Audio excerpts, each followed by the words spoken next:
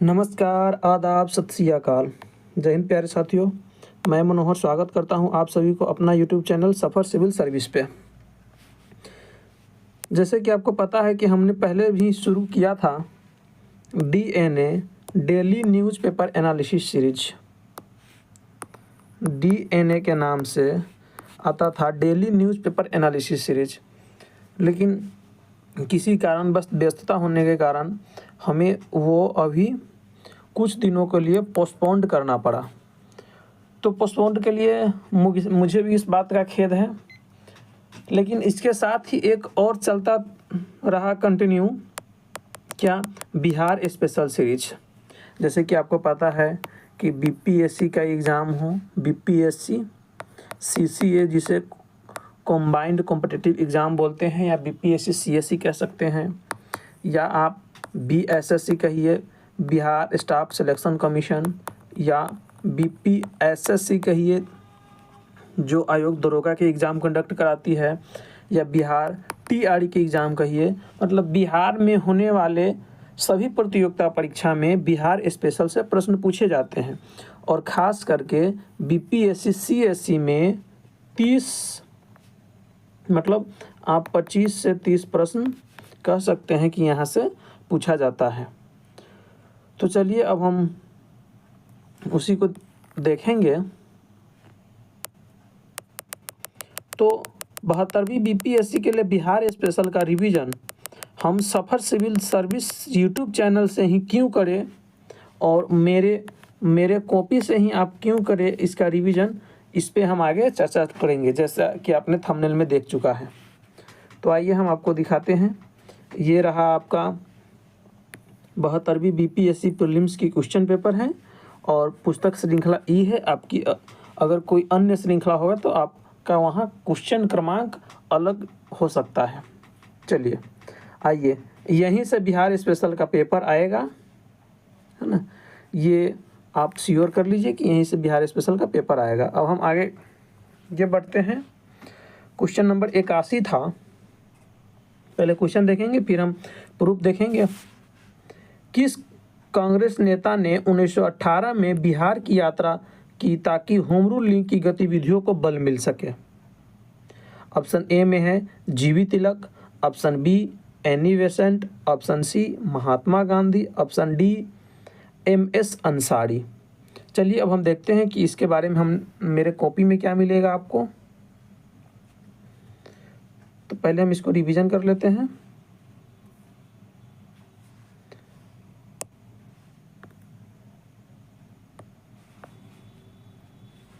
Home rule league और बिहार में home rule league आंदोलन की शुरुआत 16 दिसंबर 1916 को पटना के बांकीपुर में एक सभा के साथ हुई, जिसके प्रमुख नेता मौलाना मजरूल हक क्या थे? अध्यक्ष, जबकि उपाध्यक्ष खान बहादुर, सरफराज हुसैन एवं राय बहादुर पुरेंद्र नारायण सिंह थे।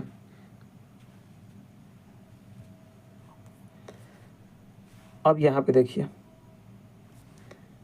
एनी बेसेंट के 1918 में बिहार के दौरा से यह आंदोलन पूरे बिहार में फैला, जिससे स्थानीय लोगों में राष्ट्र और स्वशासन की भावना जगी। तो यही आपसे क्वेश्चन में पूछा गया है कि 1918 के दौरान किसके बिहार दौरा के बाद बिहार के लोगों में राष्ट्र और स्वशासन की भावना जगी थी। तो आंसर क्या होगा? Annie Besant. आगे भी देख लेते हैं। मुजफ्फरपुर में बाबू जनकधारी प्रसाद ने होम रूल लीग को सक्रिय किया। यह आंदोलन शिक्षित लोगों के बीच लोकप्रिय था और इसने कांग्रेस के नरमपंथी एवं गर्मपंथियों को एक साथ लाने में मदद किया। तो फाइनली इसका आंसर क्या हो जाएगा? इसका आंसर होगा एनी बेसेंट। तो ये एक क्वेश्चन हुआ। चलिए, इससे पहले हम आपको दिखा देते हैं कि टोटल कितने क्वेश्चन आए हैं। 1 2 3 4, एकदम बैक टू बैक, 5 6 7 8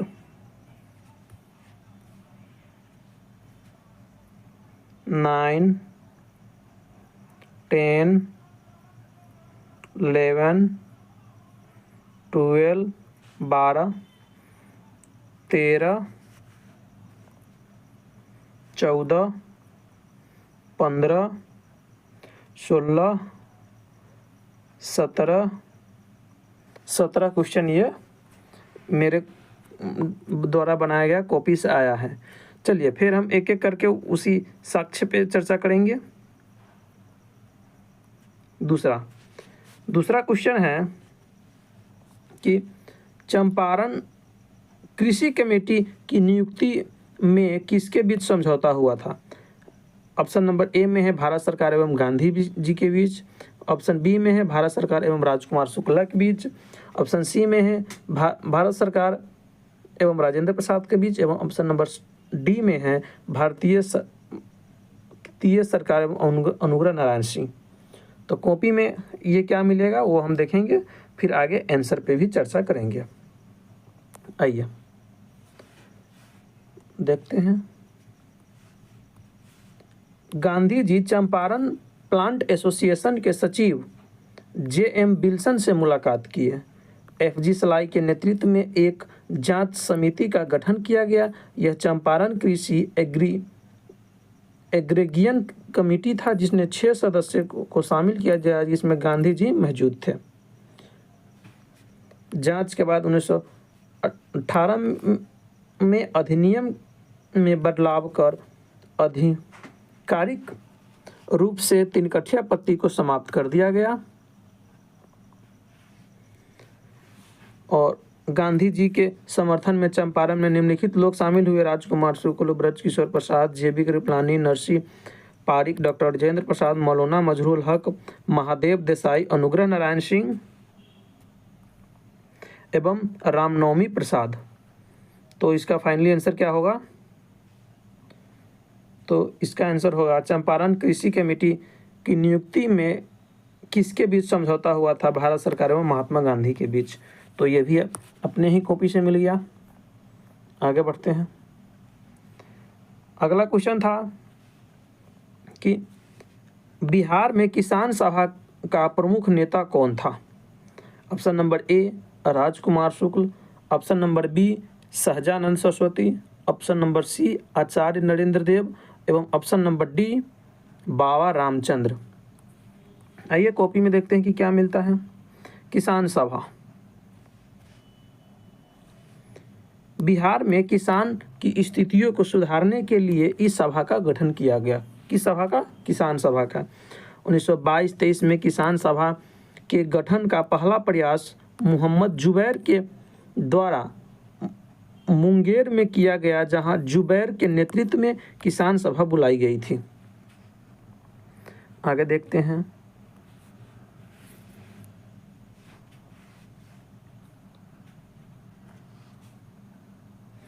चार मार्च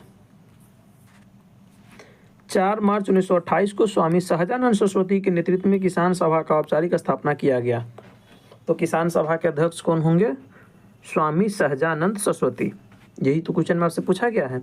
पटना के बिहटा में बुलाए गए किसान सभा में स्वामी सहजानंद सरस्वती के अध्यक्षता में गठन हुआ। 17 नवंबर 1929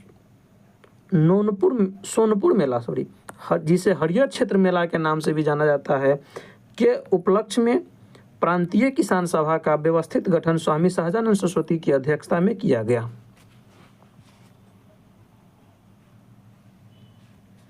इस सभा के सचिव श्री कृष्ण सिंह को बनाया गया। 1931 में यदुनंदन शर्मा के नेतृत्व में गया में किसान सभा बुलाया गया एवं 1936 ईस्वी में अखिल भारतीय किसान सभा का आयोजन लखनऊ में किया गया। इस सभा के अध्यक्ष स्वामी सहजानंद सरस्वती थे। तो आंसर फाइनली क्या हो जाएगा? बिहार में किसान सभा के प्रमुख नेता कौन होंगे? Swami Sahajanand Saraswati. B is the right answer. तो यह भी अपने क्वेश्चन से मिल गया, अपने कॉपी से ही था क्वेश्चन। आगे बढ़ते हैं। अगला क्वेश्चन है कि विक्रम पुलिस थाने के अंतर्गत राष्ट्रीय ध्वज को फहराते समय किसको मार दिया गया था? ऑप्शन नंबर ए है गोराखड़ी के Raghunath Singh, option number B है विक्रमपुर के Ram Narayan, option number C है गोराखड़ी के सत्येंद्र एवं ऑप्शन नंबर डी है उपयुक्त में से कोई नहीं। आइए आगे देखते हैं। इस पेज को अगर हम पढ़ते हैं तो क्या मिलता है मुझे? भारत छोड़ो आंदोलन के दौरान अंग्रेजी ट्रेनों पर कब्जा किया गया तथा इसका नाम बदलकर स्वराज ट्रेन कर दिया गया। पटना जिले के विक्रम थाना क्षेत्र में अगस्त 1942 को स्वतंत्रता सेनानी रघुनाथ सिंह गोराखड़ी थाने पर तिरंगा फहराने के प्रयास में शहीद हुए। कौन? रघुनाथ सिंह गोराखड़ी।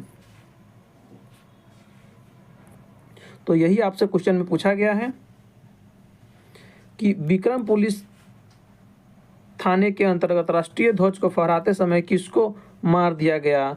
तो ये गोराखड़ी के रघुनाथ सिंह। ये आपका सही उत्तर हो जाएगा। ये भी अपने कॉपी से ही प्रश्न आया था। अगला प्रश्न देखते हैं। अगला प्रश्न है कि मार्च 1939 में बिहार के मुख्यमंत्री कौन बने थे? ऑप्शन नंबर ए है Anugrah Narayan Singh, option number B Rajendra Prasad, option number C Shri Krishna Singh एवं ऑप्शन नंबर डी उपयुक्त में से कोई नहीं। आइए अब हम इसका प्रूफ देखते हैं।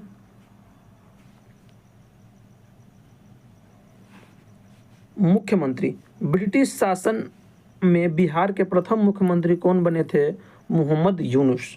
स्वतंत्र बिहार के प्रथम मुख्यमंत्री बने श्री कृष्ण सिंह एवं बिहार के प्रथम हरिजन मुख्यमंत्री भोला पासवान शास्त्री और बिहार के प्रथम निर्दलीय मुख्यमंत्री महामाया प्रसाद सिन्हा बने।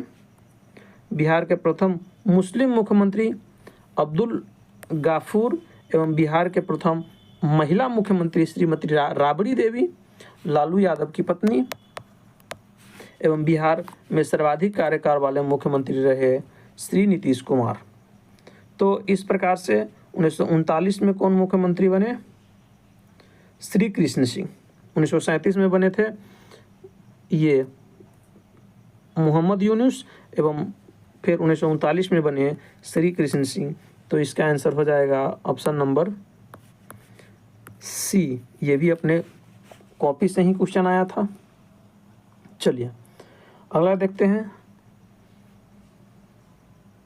अगला क्वेश्चन इस कालक्रम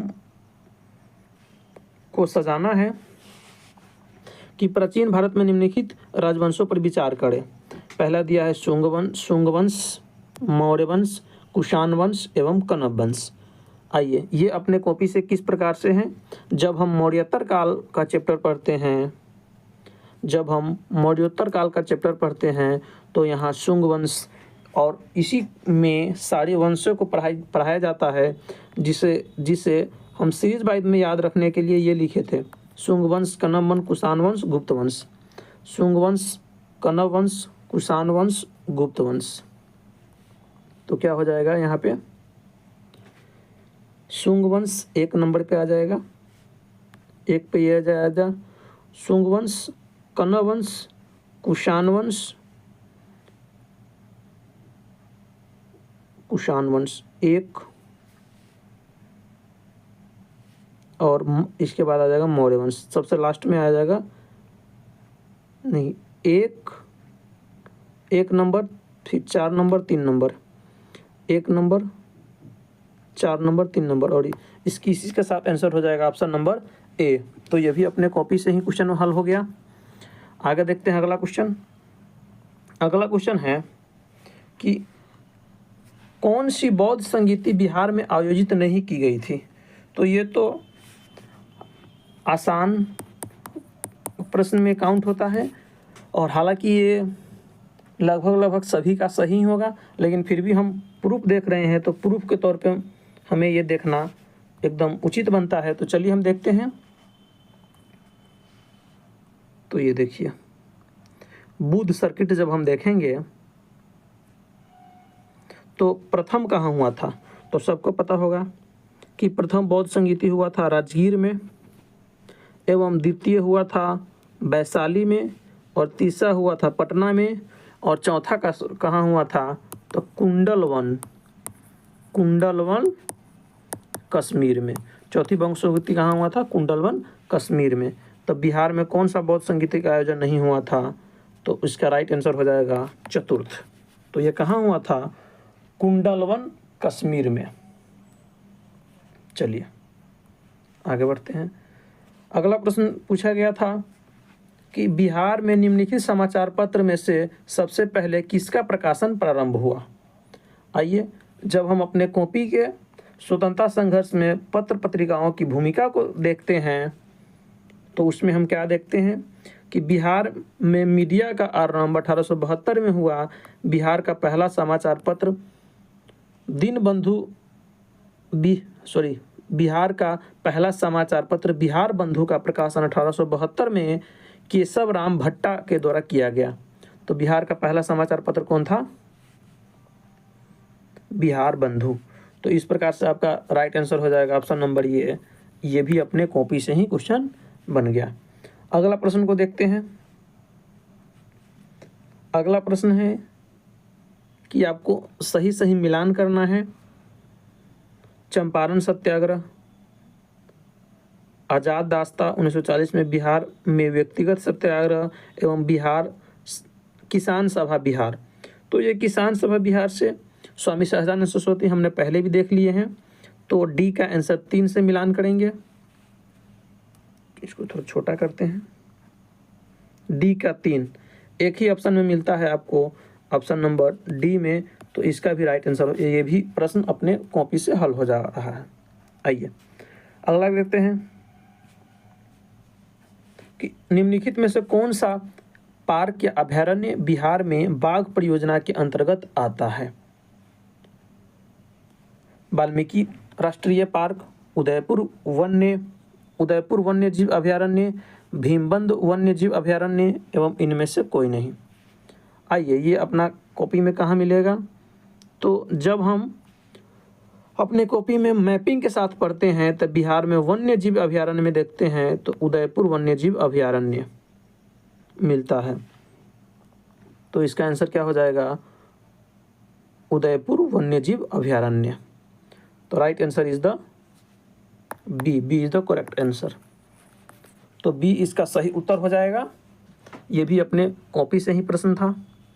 आगे देखते हैं।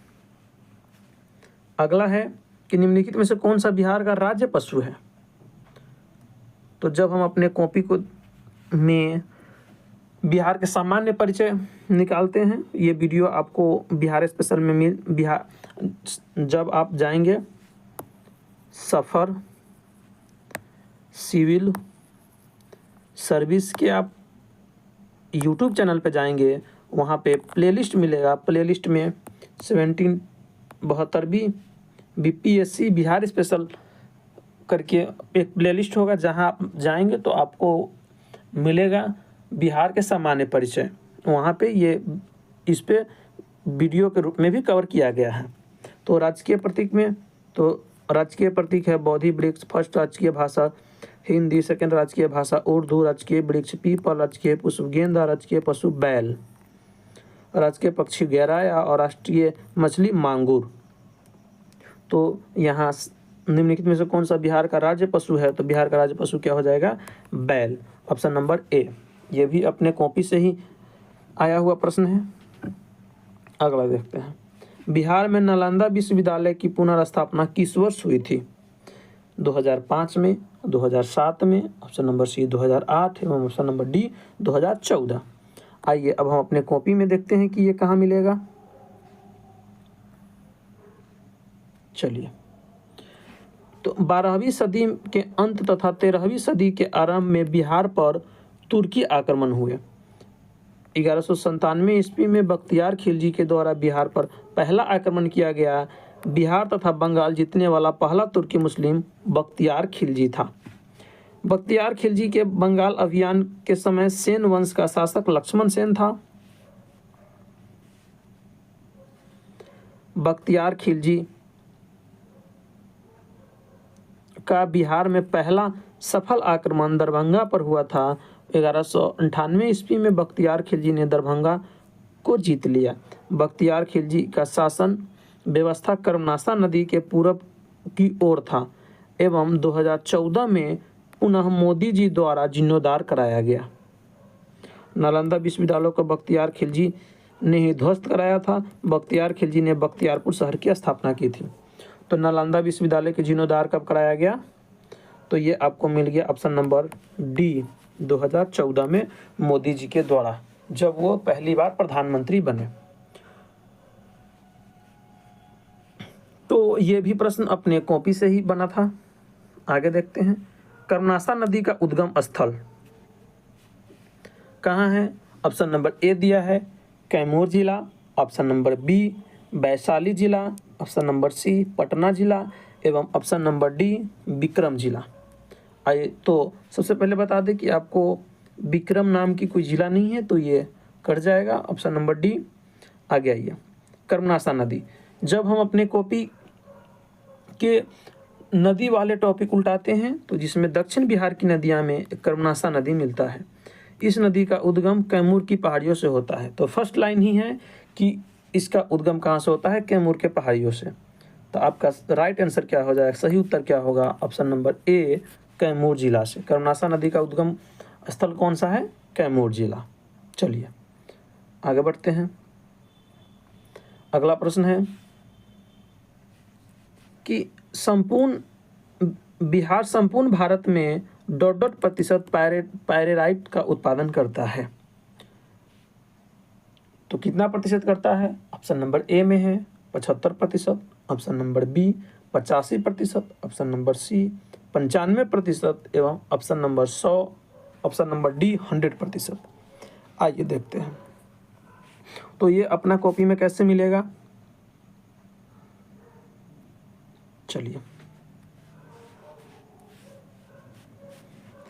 रोहतास में सर्वाधिक चूना पत्थर का उत्खनन होता है जिसका उपयोग सीमेंट उद्योग में किया जाता है। डालमिया नगर सीमेंट कारखाना तथा कल्याणपुर सीमेंट कारखाना रोहतास में स्थित है। श्री सीमेंट कारखाना औरंगाबाद में स्थित है।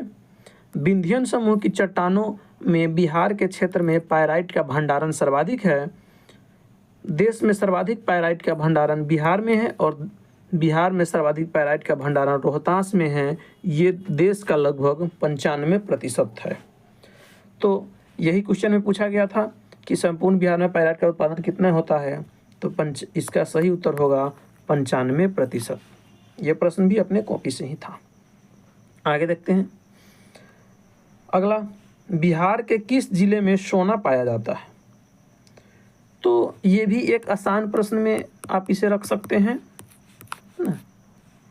आसान प्रश्न ही कहा जा सकता है क्योंकि ये PYQ से भी प्रीवियस ईयर में भी पूछा जा चुका है इस प्रश्न को।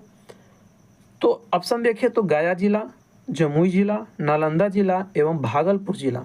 चलिए इस संबंध में अपने कॉपी में क्या मिलता है उसे हम देखते हैं। बिहार के ज़्यादातर खनिज इन्हीं दक्षिण भाग के धारवाड़ चट्टानों से प्राप्त होता है। मतलब इससे पहले भी हमने कुछ इसके बारे में लिखा है इससे पहले वाले पेज पे भी। बिहार में सर्वाधिक सोना का भंडारण जमुई में है जो कि धारवाड़ चट्टानों में स्थित है। और बिहार के जमुई जिले में सर्वाधिक स्वर्ण भंडार है। यह भंडार जमुई जिला के सोनो प्रखंड के करमटिया इलाके में है। ये PIQ मतलब 67वीं BPSC में भी इससे यही प्रश्न पूछा गया था। तो इसका सही आंसर हो जाएगा जमुई जिला। ये प्रश्न भी अपने कॉपी से ही था। चलिए आगे बढ़ते हैं। अगला है कि बिहार का अधिकांश भाग निम्नलिखित में से किस प्रकार की जलवायु के अंतर्गत आता है? उपोष्णकटिबंधीय, ऑप्शन नंबर ए उपोष्णकटिबंधीय मानसून, ऑप्शन नंबर बी उष्णकटिबंधीय सवाना, ऑप्शन नंबर सी गर्म एवं शुष्क, ऑप्शन नंबर डी गर्म एवं शुष्क मरुस्थल। आइए, जब हम बिहार की जलवायु चैप्टर को पढ़ते हैं तो पहला लाइन ही हमें मिलता है कि अक्षांशीय विस्तार के आधार पर बिहार की जलवायु उपोष्णकटिबंधीय है। तो बिहार की जलवायु किस प्रकार की है? उपोष्णकटिबंधीय। तो इसका सही आंसर हो जाएगा ऑप्शन नंबर ए। ये प्रश्न भी अपने कॉपी से ही था। चलिए आगे बढ़ते हैं। अगला क्वेश्चन है कि निम्नलिखित में से कौन सा खरीफ फसल है? गन्ना, जौ, चना, गेहूँ। ऐसे तो प्रथम दृष्टया ये ज्योग्राफी के क्वेश्चन हैं, हालांकि ये ज्योग्राफी के क्वेश्चन ही हैं, लेकिन जब हम बिहार स्पेशल में कृषि चैप्टर की अपनी कॉपी उल्टाएं तो वहाँ पे मुझे देखने को मिला क्या कि खरीफ फसल, इन फसलों की बुआई जून जुलाई में किया जाता है, जबकि नवंबर दिसंबर के महीने में इन फसलों को काट लिया जाता है। बिहार में उगाए जाने वाले प्रमुख खरीफ फसल है गन्ना, धान, मक्का, ज्वार, मरुआ। तो इस प्रकार से राइट आंसर क्या हो जाएगा? खरीफ फसल में गन्ना। खरीफ फसल क्या हो जाएगा? गन्ना। तो ये प्रश्न भी अपने कॉपी से ही था। चलिए, तो इस प्रकार से हमने देखा कि कुल 17 प्रश्न मेरे कॉपी से कुल 71वीं बीपीएससी में 71वीं BPSC CC combined competitive exam में कुल 17 प्रश्न इस कॉपी से आए थे। तो इसी बात के ध्यान में रखते हुए कि मेरे साथ साथ अन्य सभी साथीगण को भी इसका लाभ मिल सके, तो हमने अपने कॉपी का ही एक सीरीज चलाया है। तो अगर आप हमसे जुड़ना चाहते हैं तो ये अपना YouTube चैनल है के लिंक है, हालांकि आप इस पे देख ही रहे हैं। अगर आप यहाँ पे टेलीग्राम पे हम पे जुड़ जाते हैं तो प्रत्येक दिन न्यूज़पेपर का शॉर्ट नोट्स प्राप्त यहाँ से कर सकते हैं, और अन्य सारी जो महत्वपूर्ण जानकारी होगा आप यहाँ से आपको यहाँ प्राप्त हो जाएगा।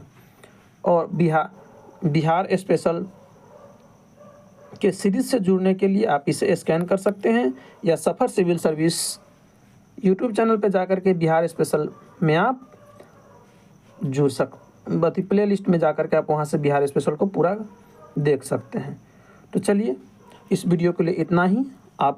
उम्मीद है कि आप सभी बिहार स्पेशल सीरीज से जुड़ करके इसका लाभ ले पाएंगे। चलिए, फिर मिलते हैं नेक्स्ट वीडियो में, तब तक के लिए जय हिंद।